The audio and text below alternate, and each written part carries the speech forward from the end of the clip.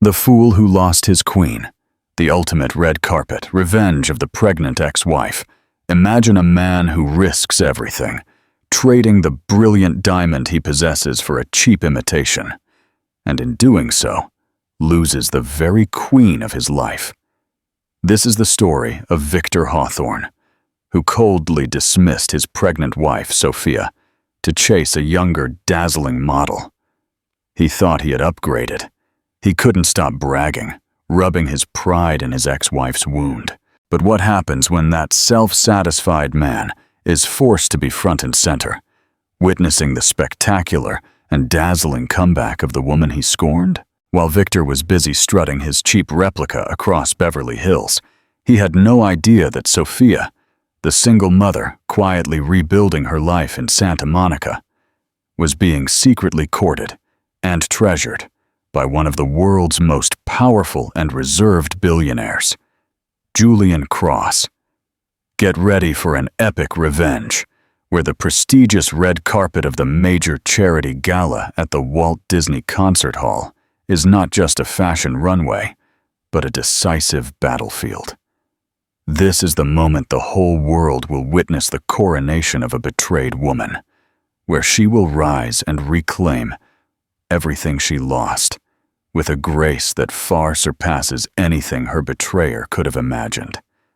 The usurper is about to pay for his own stupidity. Welcome, everyone. If you're new here, remember to like and subscribe to our channel for more real-life dramas. Your support helps us create these stories for you. Now, let's begin. The Collector and His Trophy. Victor Hawthorne was a man who collected beautiful things. His penthouse in the heart of Beverly Hills was a testament to his exquisite, if somewhat soulless taste. Polished chrome and white leather furniture sat atop a vast expanse of imported Italian marble. Abstract art from trendy, up-and-coming artists adorned the walls, each piece a calculated investment. His watch was a Patek Philippe, his suits were exclusively Tom Ford, and his car, a sleek black Aston Martin DB11, purred with the promise of power and prestige. And then there was Daniela, his most recent and prized acquisition. Daniela Vega was, in Victor's own bombastic words, a true movie starlet. With her cascade of jet black hair, sultry almond eyes, and a figure that looked sculpted by the gods, she was the kind of woman who turned heads wherever she went. A 24-year-old aspiring actress and Instagram model with a following of moderately impressed bots and thirsty men, she was the perfect accessory for a man like Victor. He paraded her through the city's most exclusive restaurants, with a permanent smirk plastered on his face as he reveled in the envious glances of other men. "Look at her," he would tell his friends in a possessive whisper as Daniela posed for a selfie at their table at Spago. "She has that Sophia Loren vibe, right? Classic beauty. You don't find that anymore." His friends, a chorus of sycophants who benefited from his generosity, enthusiastically nodded. What Victor conveniently omitted from his triumphant narrative was the woman he had so recently discarded to make room for his new starlet. His wife of 5 years, Sophia, who was pregnant with their child. Sophia, soon to be Sophia Romero again, was the antithesis of Daniela. Where Daniela was a dazzling firework, Sophia was a quiet, steady flame. She possessed a delicate beauty, with honey blonde hair she often wore in a simple, elegant bun, and intelligent, kind eyes that seemed to see through Victor's carefully constructed facade. She was a talented landscape architect, a woman who found beauty in the natural world, not in the fleeting trends of fashion and fame.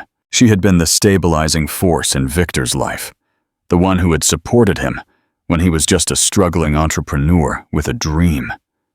She had been his partner in every sense of the word, and he had repaid her loyalty with a betrayal so profound it had shattered her world. The day he left her was etched in her memory like a brand. She was 6 months pregnant, her body changing in ways that were both miraculous and terrifying. She had been planning the nursery, a room full of light and love, a sanctuary for the child they had both so desperately wanted. He had returned home from a business trip to Miami, his face a mask of cold indifference. He told her, with the same emotion as a man discussing a failed business deal, that he was in love with someone else, someone younger, someone more exciting, someone who didn't have stretch marks or morning sickness. "I need to be with someone who inspires me," he had told her, the casual shortening of her name a cruel twist of the knife. "Someone who makes me feel alive." His bags were already packed.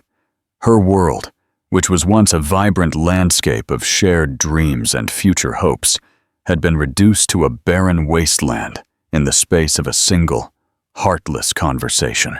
The divorce was swift and brutal.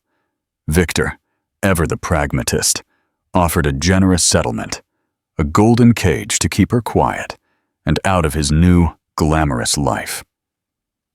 He kept the Beverly Hills penthouse, of course. Sophia took the money and retreated to a quiet, tree-lined street in Santa Monica, to a house she had once dreamed of renovating with him. Now, she would do it alone. But Victor couldn't just leave her in peace. He seemed to derive a perverse pleasure from flaunting his new life in her face. He posted an unrelenting stream of photos of him and Daniela on Instagram, their lives a curated montage of private jets, exotic vacations, and champagne parties. He would tag her in the posts, a digital slap in the face. He even had the audacity to send her a Christmas card with a professional photo of him and Daniela in matching cashmere sweaters, smiling blankly in front of a crackling fire in a ski chalet in Aspen. On the back, in his neat, arrogant script, he wrote, "Wishing you a Merry Christmas. Hope you're doing well." Sophia tossed the card into the fireplace, watching the flames consume their smug, perfect faces. But the pain remained a dull, persistent ache in her chest. She carried their son, a constant, living reminder of his betrayal. And he was living a consequence-free life of happiness with a woman who was little more than a child. Her friends, a fiercely protective circle of women who knew her from college, were incandescent with rage. "He's a monster," her best friend Chloe said one afternoon, her voice trembling with anger. "A soulless narcissist. How can you be so calm?" But Sophia wasn't calm. She was drowning. The joy she should have been feeling for her imminent motherhood was tainted by the bitterness of her heartbreak. She would sit in the half-finished nursery, surrounded by boxes of unassembled furniture and untouched baby clothes, and weep until she had no tears left. She felt like a ghost in her own life, a silent observer of her own slow-motion collapse. Viewer. Question: have you ever felt so overwhelmed by grief that it feels like life has stopped? We'd love to hear your story in the comments below. Meanwhile, Victor was utterly oblivious to the depth of her despair. Or perhaps he was aware and simply didn't care. His world was a bubble of self-indulgence, and Sophia was a distant, unpleasant memory he could easily discard. He was too busy curating his image as the man who had it all. He had even started a blog, a pretentious, self-aggrandizing platform where he pontificated on everything from investment strategies to the art of living a bespoke life. He wrote a post titled, "Leveling Up: Why I Chose a Life of Authenticity and Passion," which was a thinly veiled justification for leaving Sophia. He didn't mention her by name, of course, merely referring to his previous chapter as a time of stagnation and compromise. He wrote about the importance of surrounding oneself with vibrant, inspiring people, and anyone who knew him knew he was talking about Daniela. The post went viral in his small, privileged circle. People whispered about it at dinner parties, their eyes filled with a mixture of pity and morbid curiosity. Sophia's name was on everyone's lips. The wronged woman, the discarded wife. She felt the weight of their gazes, the sting of their pity every time she left her house. Victor, on the other hand, reveled in the attention. He saw himself as a maverick, a man who had dared to break free from the suffocating confines of a conventional life. He was a pioneer of self-fulfillment, a guru of self-actualization. He was also a first-class fool, and his fall was destined to be as spectacular as his rise. But for now, he was on top of the world, his starlet girlfriend on his arm, the city at his feet. He had no idea that the woman he had so carelessly discarded was about to rewrite her own story, and that her comeback would be more dazzling than he could ever have imagined. The seeds of his humiliation were being sown in the quiet, tree-lined streets of Santa Monica, in the heart of a woman who was slowly, painstakingly rebuilding the pieces of her shattered life. And when she was complete again, she would be a force to be reckoned with. Victor Hawthorne, the man who thought he had it all, was about to lose the one thing he had never truly valued: his dignity. The quiet triumph. The first few months after Victor left were a blur of grief and hormones. Sophia moved through her days in a fog of pain, her pregnancy a bittersweet reminder of a future that had been stolen from her. She would wake up in the middle of the night, her hand instinctively reaching for the empty space in the bed beside her, and the reality of her solitude would hit her with the force of a physical blow. Her house, which she had once envisioned as a warm, welcoming family home, felt cavernous and cold, its silence amplifying her loneliness. Her friends, Chloe and another close friend, Jessica, a sharp-minded lawyer who had handled her divorce with fierce tenacity, formed a protective cocoon around her. They showed up at her door armed with tubs of ice cream, gossip magazines, and a bottomless well of righteous indignation on her behalf. They listened to her cry, rant against Victor's cruelty, and gently but firmly pushed her toward the future. "You can't let him win, Soph," Jessica said one afternoon, her voice firm as she watched Sophia listlessly pick at a salad. "And right now, by letting yourself be consumed like this, you're letting him win. You have to prove it to him. And more importantly, you have to prove it to yourself, that your life didn't end when he walked out that door." Jessica's words, though harsh, were a necessary jolt. Sophia knew she was right. She couldn't let her grief consume her, not when she had a new life growing inside her, a life that deserved a happy, healthy mother. That night, she made a decision. She would not be a victim. She would be a survivor. The next morning, she woke with a renewed sense of purpose. She started with the nursery. She unpacked the boxes, assembled the crib, and painted the walls a mauve du monde, sunny yellow. She hung a mobile of delicate, hand-carved wooden animals above the crib, and as she watched them twirl in the gentle morning breeze, a glimmer of hope sparked within her. This room was not a monument to her loss. It was a promise of a new beginning. She threw herself into her work, channeling her pain and anger into creativity. As a landscape architect, she had always found solace in the natural world, in the patient, resilient beauty of plants and trees. She took on a new project, a commission to design a rooftop garden for a new luxury hotel, the Wilshire Grand in downtown LA. The project was ambitious and demanding, and it was exactly what she needed. She spent her days poring over blueprints, sketching designs, and sourcing rare and exotic plants. The work was a balm for her wounded soul, a tangible way to create beauty in a world that had suddenly turned ugly. It was during a visit to a specialized nursery outside Santa Barbara that her life took an unexpected turn. She was looking for a particular variety of Japanese maple, a rare Ryusen cultivar with delicate, lace-like leaves. The nursery owner, a gruff but knowledgeable man named Mr. Henderson, told her he had sold the last one to a private collector, a true plant enthusiast. He, Mr. Henderson said, his voice a low, grave murmur. Buys all my best stock. Lives on a massive estate in the Malibu Hills. A real recluse. They say. Name's Julian Cross. The name meant nothing to Sophia. She felt disappointed, but thanked Mr. Henderson and was about to leave when a sleek black Rolls-Royce Phantom pulled up to the nursery. A tall, impeccably dressed man with silvering hair and penetrating blue eyes stepped out of the car.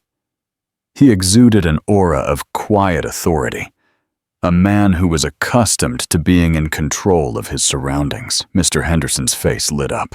Well, speak of the devil, he muttered to Sophia. That's him. That's Mr. Cross. Julian Cross overheard him, and a slight, amused smile touched his lips. He walked toward them, his gaze falling upon Sophia. There was an intensity in his eyes that made her feel both seen and slightly nervous.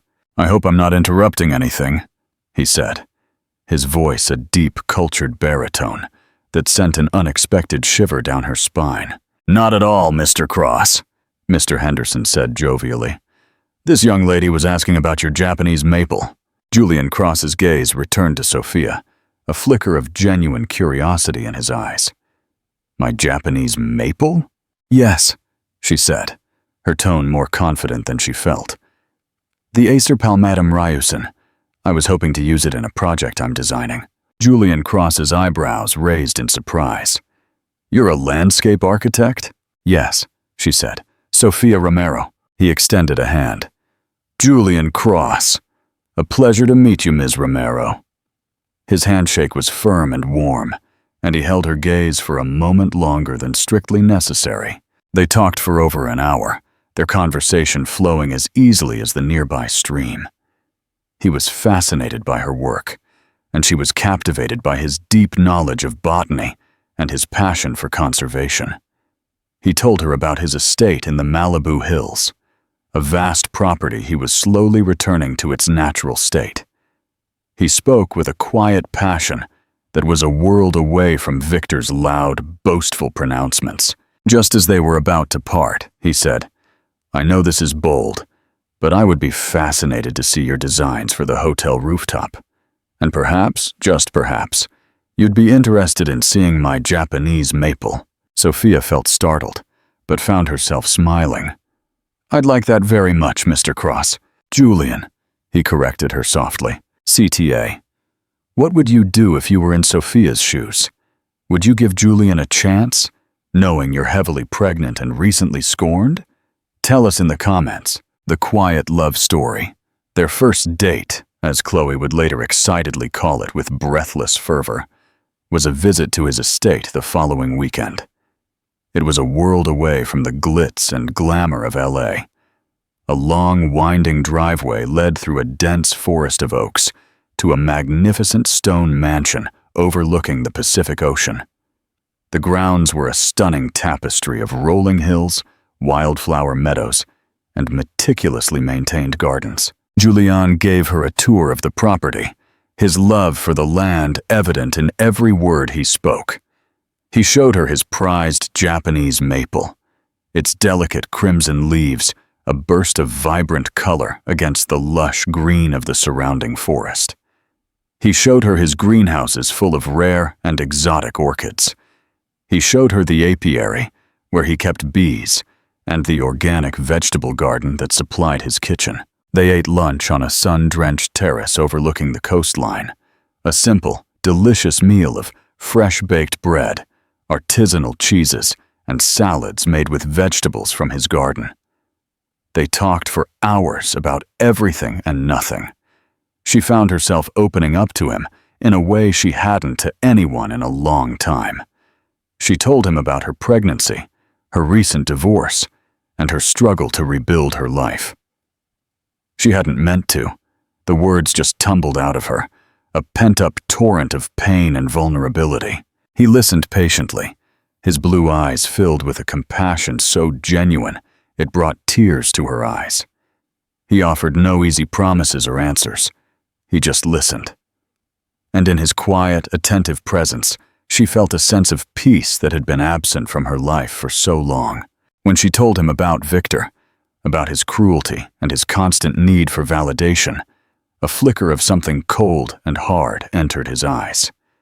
"He sounds like a very small man," he said, his voice low and firm. Sophia felt startled by the fierce protectiveness in his tone. For the first time since Victor left, she felt a sense of safety, a feeling of being truly treasured. As the afternoon drew to a close, he walked her back to her car. "I hope this isn't the last time I see you, Sophia." His voice was soft. "It won't be," she said, and she knew in her heart it was true. Their relationship blossomed in the weeks that followed. They met for long walks in Griffith Park, for quiet dinners at secluded restaurants where they were unlikely to be seen, and for weekends at his estate in Malibu. He was a perfect gentleman, thoughtful and kind, and he treated her with a reverence that was both thrilling and slightly terrifying. She learned more about him. He was a tech billionaire, the founder of a revolutionary software company that had changed the way the world communicated. He was notoriously private, a man who shunned the spotlight and valued his anonymity. He had been a widower for 10 years. His wife had died in a tragic accident. He had never remarried and had poured all his energy into his work and his philanthropic endeavors. He was everything Victor was not: kind, humble, and genuinely interested in the world around him. He was a man of substance, a man of quiet strength. And to Sophia's astonishment, he was falling in love with her. He never rushed her, never pressured her to give more than she was ready to give. He was patient and understanding, and he seemed to instinctively know what she needed. He would show up at her house with her favorite takeout food, or send her a bouquet of her favorite flowers, peonies, with a simple handwritten note that read, "Thinking of you." One evening, as they were sitting by the fire in her living room, he took her hand. "Sophia," he said, his voice soft but firm, "I know this is fast, and I know you've been through a lot, but I have to tell you how I feel. I'm falling in love with you." Tears welled up in Sophia's eyes. "I'm falling in love with you too, Julian," she whispered. He leaned in and kissed her, a soft, tender kiss that was full of all the unspoken emotions that had been building between them. It was a kiss that promised a future she had never dared to dream of, a future filled with love, laughter, and the quiet joy of a shared life. As her due date approached, Julian became her rock. He accompanied her to her prenatal appointments, helped her finish the nursery, and was there holding her hand when she gave birth to a beautiful, healthy baby boy. She named him Leo, a name that means lion, a symbol of the strength she had found within herself. Victor, meanwhile, was utterly oblivious to the dramatic changes in Sophia's life. He was too immersed in his own world, too busy flaunting his starlet girlfriend and his perfect life. He had heard through the grapevine that Sophia had given birth and sent a superficial text message. "Congrats. Let me know what I owe you for child support." He had no idea that Sophia was no longer the broken, lonely woman he had left behind. He had no idea that she had found a love deeper and more profound than he could ever comprehend. And he had no idea that she was about to make a spectacular entrance into the world on the arm of a man who could buy and sell him 1,000 times over.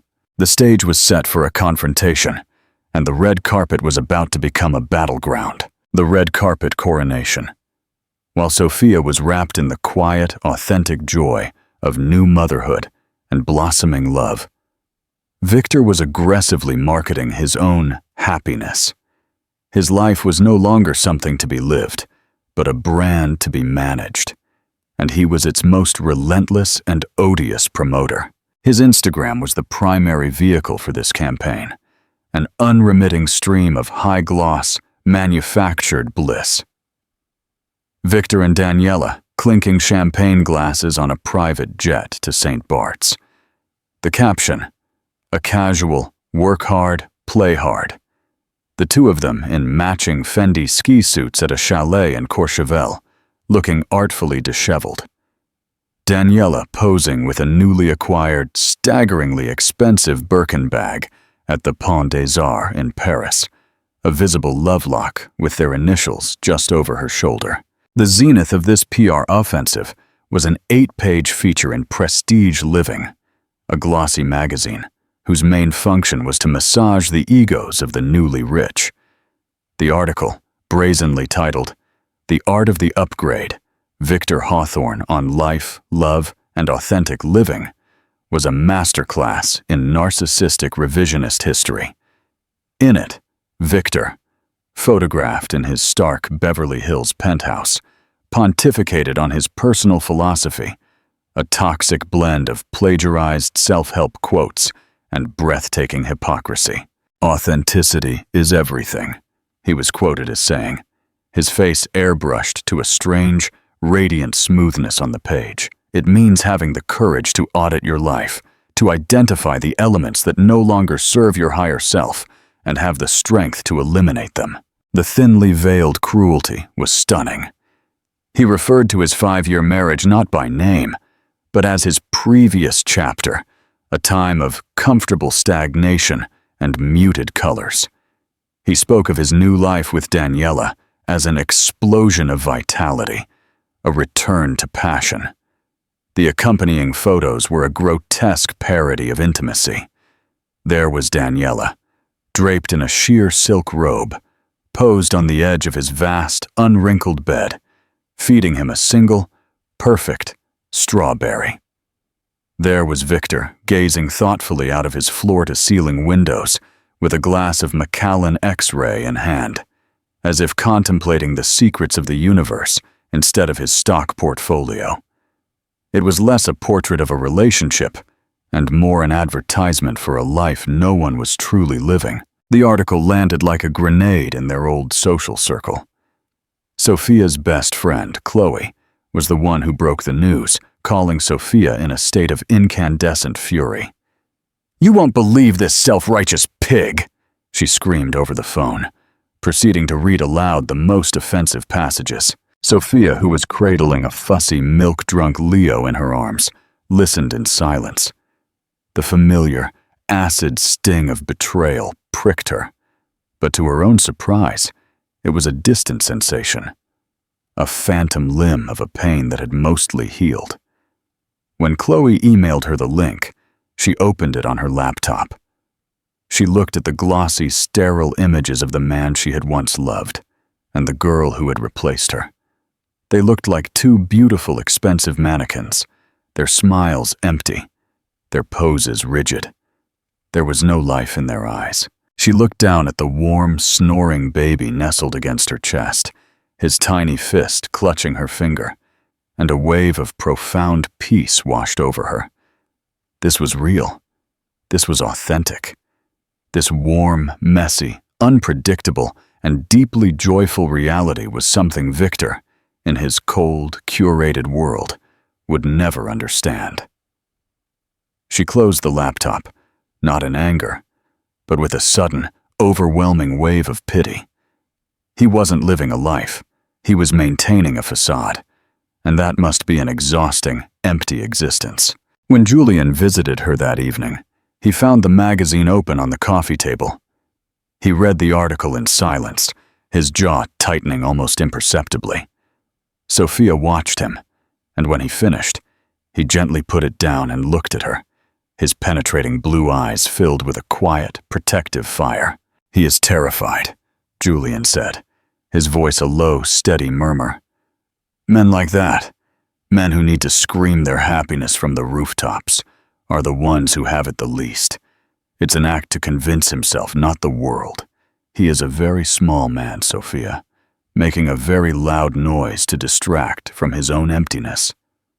His words were a bomb that extinguished the last embers of her pain. He not only comforted her, but armed her with clarity, a new lens through which to see the man who had broken her heart. Victor was not a titan to be feared, but an empty shell to be pitied. In the months that followed, Sophia's world continued to expand, while Victor's, unbeknownst to him, began to shrink. Her rooftop garden project for the new Wilshire Grand Hotel was completed to rave reviews. It was a masterpiece of sustainable design, a lush urban oasis that felt both wild and serene. Her work earned her the prestigious National Landscape Design Award, a major honor in her field. The award led to a feature story of her own, not in a frivolous lifestyle circular, but in Architectural Digest. The photo shoot was the antithesis of Victor's. The photographer shot in natural light, capturing Sophia in her element, in the sun-drenched living room of her Santa Monica home, her hand smudged with charcoal from sketching, or on the finished hotel rooftop, her face illuminated with a genuine smile as she inspected a blooming vine. The article celebrated her talent, her vision, and her quiet, profound contribution to the world's beauty.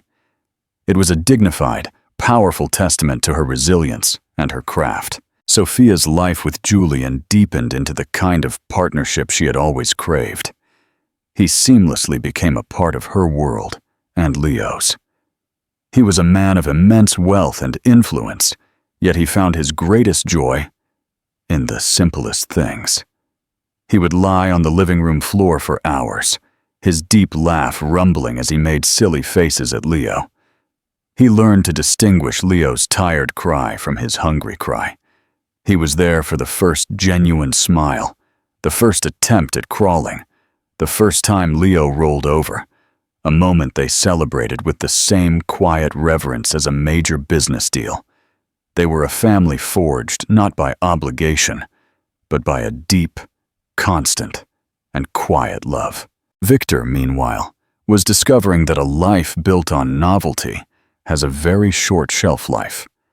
The dazzling excitement of Daniela was fading, revealing an abyss of incompatibility. Their conversations, which he had once found refreshingly simple, now seemed painfully boring. A looping soundtrack of celebrity gossip, brand names, and complaints about her Instagram algorithm. Her entire existence was performative, lived through the lens of her phone. He would try to talk to her about a new venture or an article he had read, and her eyes would glaze over before she interrupted to ask if he thought a particular filter made her look divine. He was living with a beautiful, animated ghost. A strange, corrosive curiosity began to consume him. He started thinking about Sophia constantly. He found her new, private Instagram account. A friend of a friend had let it slip. He created a fake profile to follow her. What he saw was a quiet punch to the gut. Her feed wasn't a performance. It was a diary. It was filled with candid, sun-drenched photos. Leo's impossibly small feet. Sophia laughing with dirt on her cheek from her garden. A close-up of blueprints for a new project. It was a life of substance, a life that felt real. Then he saw the photo that stopped his breath. It was a candid shot, likely taken by a friend. Sophia and a man were sitting on a park bench sharing coffee. The man had his arm around her, and he was looking at her with an expression of pure, unadulterated adoration that sent a hot, possessive wave of anger through Victor. Who the hell was this guy? His fingers flew across the keyboard. He searched her name, the awards, the hotel project, and then he found it. The man in the photo was Julian Cross. A quick, frantic search yielded a handful of old, rare Forbes and Wall Street Journal articles. Tech visionary, philanthropist, recluse, and a net worth with so many commas that it made Victor's sizable wealth look like a rounding error. The blood drained from Victor's face. A cold, sick dread settled in his stomach. He had left Sophia for an aspiring actress. He had bragged that he had a movie starlet, and she, quietly, without any fanfare, had ended up with a man who could buy the entire movie studio, its catalog, and the island they filmed on. The sheer, cosmic scale of his miscalculation was staggering. He saw himself not as the man who had upgraded, but as the fool who had traded a winning lottery ticket for a handful of magic beans. The final act was set in motion a few weeks later. The grand charity gala at the Walt Disney Concert Hall. The absolute pinnacle of the social calendar was approaching.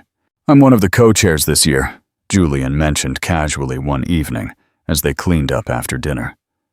Leo was asleep in his bassinet nearby, and I was hoping my partner would do me the honor of attending with me. Sophia froze, dish rag in hand. The idea was terrifying. The cameras, the crowds, the judgment.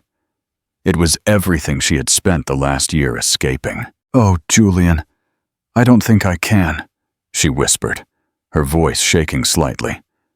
"That world, it's not me. I've been so happy being invisible." Julian walked over to her, took the dish rag from her hands, and wrapped her in his arms. He looked directly into her eyes, his gaze steady and reassuring. "I know, and I wouldn't ask if it was just about a party," he said softly. "Think of it another way. It's not about going back into their world. It's about you walking into yours, on your own terms. I want the world to see the woman I see every day, not the scorned wife in the tabloids, but the brilliant, strong, beautiful artist who is creating the most incredible life. This isn't a performance, Sophia. It's a coronation. Your coronation." She looked at the absolute faith in his eyes and felt her fear begin to recede, replaced by a nascent glimmer of excitement. He wasn't asking her to be an accessory. He was asking her to take her crown. "Okay," she exhaled, a slow smile spreading across her face. "Okay, I'll go." The next day, she called a stylist Julian had recommended, a legend known for creating iconic, elegant looks. As she described her vision, something elegant, powerful, and unshakably hers. She felt a sense of purpose solidifying within her. Meanwhile, across town, Victor Hawthorne was pulling every string he could, calling in every favor owed, to secure his own tickets to the gala. He finally got them, and he and Daniela immediately began planning their red carpet assault, plotting a coordinated look designed to get them noticed. He had no idea he was a supporting actor in a drama he didn't even know was being written. He was preparing for a party, while Sophia was preparing for a resurrection. Viewer question: do you think the Walt Disney Concert Hall Gala is the perfect setting for an ending like this? And what do you think Sophia's iconic look will be? The coronation, an iconic moment. The grand gala night at the Walt Disney Concert Hall was a controlled implosion of fame and fashion. It was a sensory assault, a glittering maelstrom on the hall's stairs. The air itself seemed to vibrate, dense with the percussive roar of hundreds of screaming photographers, the frantic click of 1,000,000 camera shutters, and the electric hum of the crowd pressed against the barricades, their cell phones held aloft like a sea of digital offerings. This year's theme, Celestial Bodies, had inspired a parade of ethereal and often extravagant creations, turning the grand staircase into a river of silk, satin, and starlight. It was a night for legends, not for amateurs. Into this crucible of judgment walked Victor and Daniela. Their entrance was as subtle as a car alarm. The rented vintage Rolls-Royce, a monstrous confection of cream and chrome, was so ostentatiously large it struggled to turn onto the carpet, causing a momentary, embarrassing traffic jam. Inside, Victor had spent the last few moments giving Daniela a frantic, whispered pep talk. "Remember, chin up. Look bored. Indifferent. Like you belong here. Don't smile too much. It looks desperate. And for God's sake, let me do the talking if anyone from Vogue approaches." Daniela, who was busy applying a final coat of sticky lip gloss on her phone camera, just nodded, the advice washing over her like a gentle, unattended wave. Victor stepped out, ridiculously dressed in a navy velvet Tom Ford tuxedo, with a satin lapel so wide it looked like a pair of wings. His bow tie, a matching velvet monstrosity, threatened to overshadow his chin. He plastered a smirk on his face, a pathetic imitation of the confident arrogance he'd seen in movies, and adopted a pose.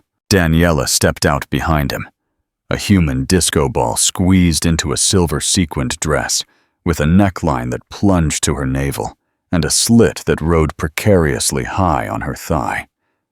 The dress was designed not to be admired, but to be noticed, a desperate plea for attention in a room full of confident whispers. They were an assault on the senses, a jarring splash of new money and boundless ego. They posed together, their movements stiff, choreographed, and utterly devoid of warmth. Victor's hand on Daniela's back looked less like an affectionate caress and more like he was maneuvering a piece of furniture. Daniela cycled through her 3 signature poses: the pout, the sensual over-the-shoulder, and the hand-on-hip smirk. The veteran photographers on the line, men and women who could spot a fake at 100 yards, took their obligatory shots with an air of weary disdain before swiveling their lenses, looking for a more authentic moment. A true star. Victor, however, was locked inside a fortress of self-deception.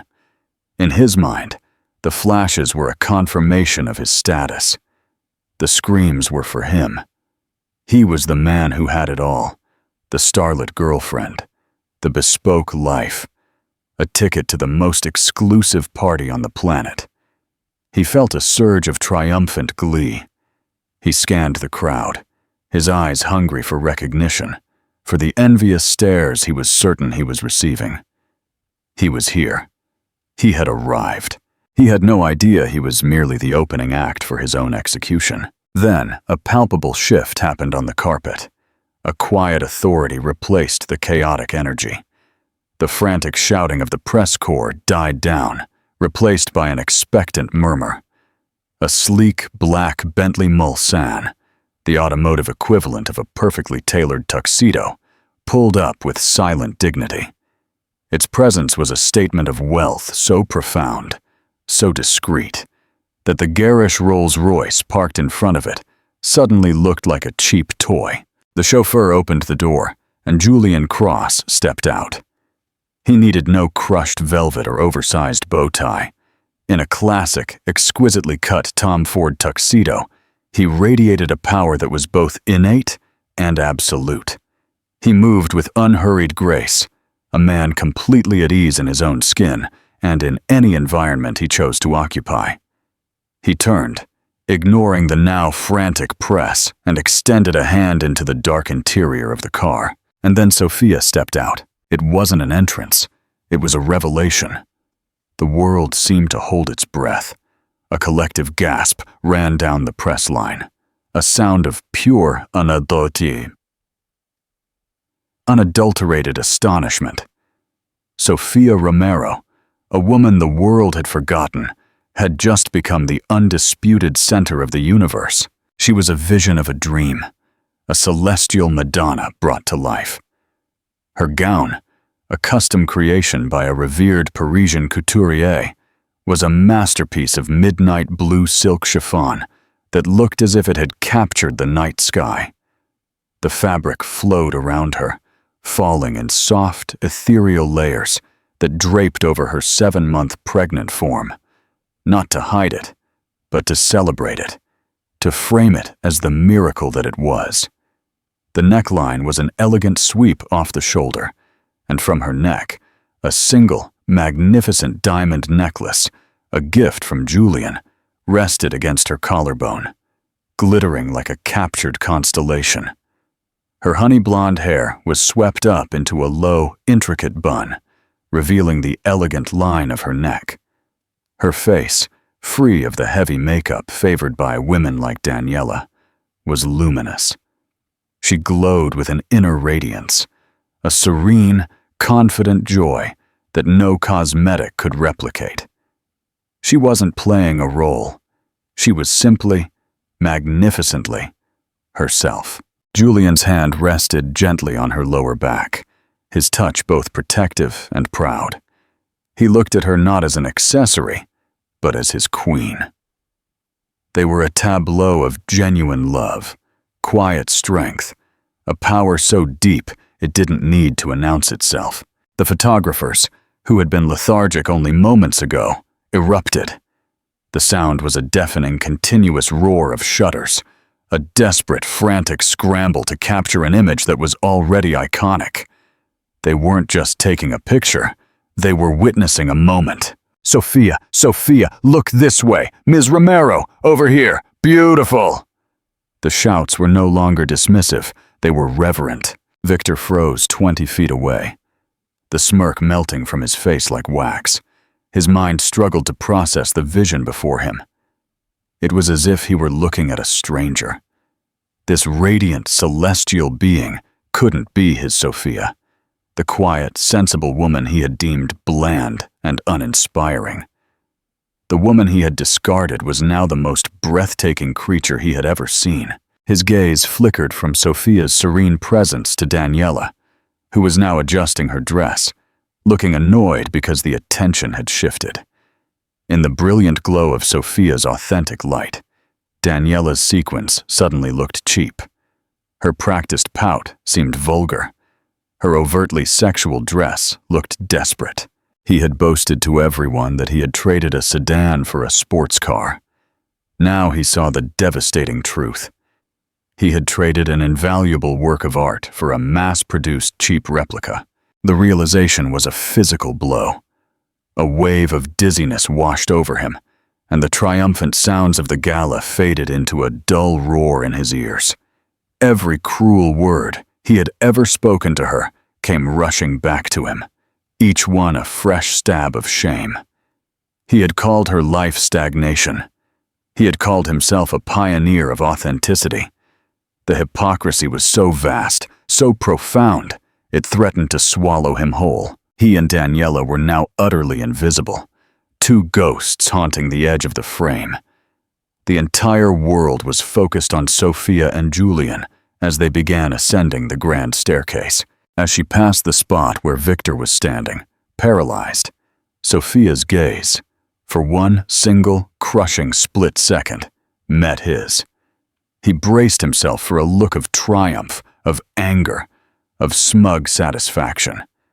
He would have welcomed it, but it never came. Instead, her eyes held only a quiet, deep pity. It was a look that didn't say, "I told you so." It said, "I'm so sorry for you." It was the look given to something broken, something small and sad. And in that one devastating gaze, she stripped him of his anger, his pride, and the last vestiges of his dignity.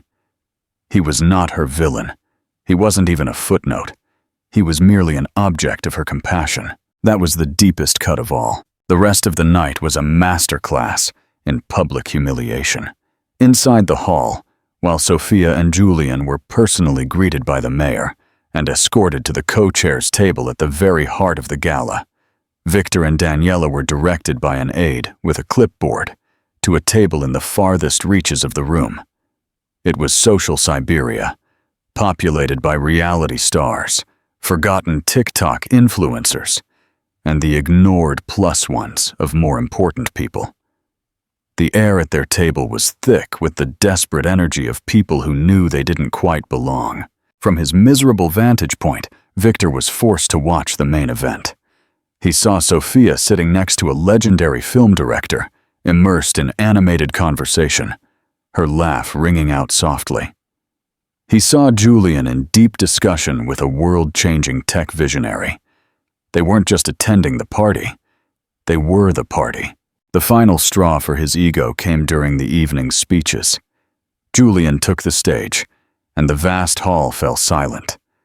He spoke eloquently about the hall, about the power of art. Then his voice softened, and he turned his gaze directly toward Sophia. "Art in its highest form allows us to see the world anew," he said, his voice resonating with deep emotion. "And tonight, I stand here with the greatest artist I have ever known, my partner, Sofia Romero, who has taught me the true meaning of resilience, grace, and the transformative power of a loving heart. She has taken the broken pieces of a life and is building a masterpiece of strength and beauty.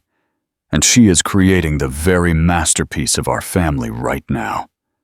He gestured softly toward her, with a look of overwhelming love on his face. Thank you for inspiring me and the world every day. The room erupted in a wave of heartfelt applause. Sofia's eyes shone with tears as she looked back at him.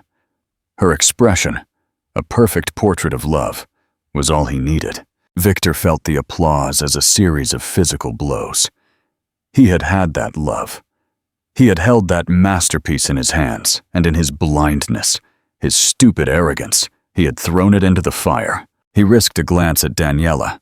She had missed the entire speech. She was hunched over her phone, her face illuminated by its pale light, furiously editing a selfie she had taken of her dessert plate, her thumb swiping filters, completely absorbed in her own small, digital world. He looked from her empty expression to the radiant woman being celebrated across the hall. He had boasted to everyone that his mistress looked like a movie star, but his pregnant ex-wife had become royalty, and he, Victor Hawthorne, the self-proclaimed king of the upgrade, was nothing more than a jester in the ruins of his own pathetic kingdom. The meaningful ending and Kitias, justice served, and there you have it. A story of love, loss, and the most satisfying ultimate revenge. Sofia's journey from a shattered, discarded wife to a radiant, empowered woman on the arm of a man who truly valued her is a powerful reminder that our stories are not defined by those who leave us, but by the strength we find within ourselves to rewrite our own endings. Victor, in his blind arrogance, thought he could simply upgrade, but he learned the hard way that true value is not found in flashy appearances, but in the quiet, unbreakable strength of a person's character. What did you think of Sofia's incredible transformation? Let us know in the comments. If you loved this story and want to see more tales of epic comebacks and karmic justice, don't forget to like, share this video with your friends, and subscribe to our channel for more real-life dramas that will make you cheer. Your support helps us keep bringing you the stories you love. Thanks for watching.